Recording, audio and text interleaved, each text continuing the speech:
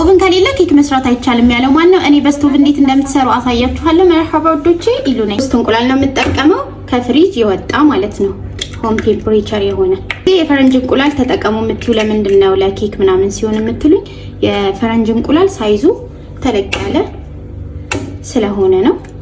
እናንተ ያበሻ መጠቀም ትችላላችሁ። ከለሩ ደግሞ እንዲያምርላችሁ ከፈለጋችሁ የሀበሻ መጠቀም ትችላላችሁ። 3 እንቁላል አድርጌያለሁ። ኩባያ የሚሆን የተፈጨ ስኳር ቤት ውስጥ ፈጭታችሁ፣ ግማሽ ሻይ ማንኪያ የሚሆን ጨው ጨምርበታለሁ ባላንስ እንዲያደርግልኝ ጣዕሙ።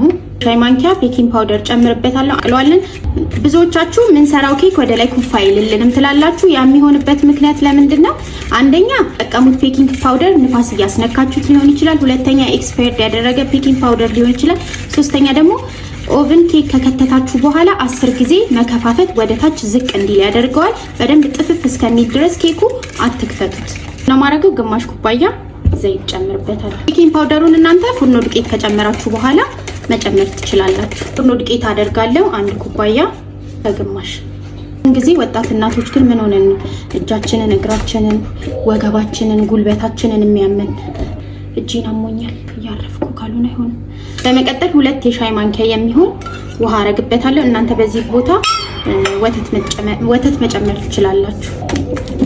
ቴክስቸሩ እንደዚህ ልግግ ማለት አለበት። ምንድነው ማደርገው? የተወሰነ ሊጥ በዚህኛው ይገለብጣል። ካካዋ ለማድረግ ነው። 2 የሻይ ማንኪያ የሚሆን ካካዋ ፓውደር አረጋለሁ። የኔ ካካዋ ፓውደር በጣም ጥቁር ስለሆነ ነው። የእናንተ ነጣ የሚለው ከሆነ መጠኑን ትጨምራላችሁ።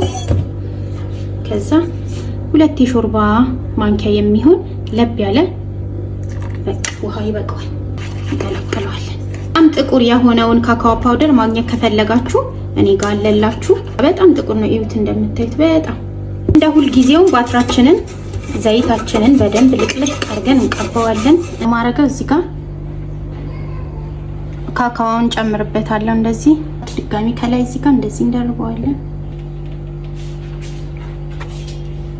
ታችን ውስጥ እኔ እንደዚህ ወንፊት ላይ ተጠቀምኩት። እናንተ የፈለጋችሁትን ነገር ማድረግ ትችላላችሁ። እንደዚህ እንከተዋለን። እንከድነዋለን። ጥፍፍ እስከሚልልን ድረስ መክፈት የለብንም። ስቶቫችን ላይ ጥደነዋል። ጥፍፍ እስከሚልልን ድረስ አንከፍተው። አሁን ኬካችን መድረሱና ለመድረሱን ቼክ እናደርገዋለን።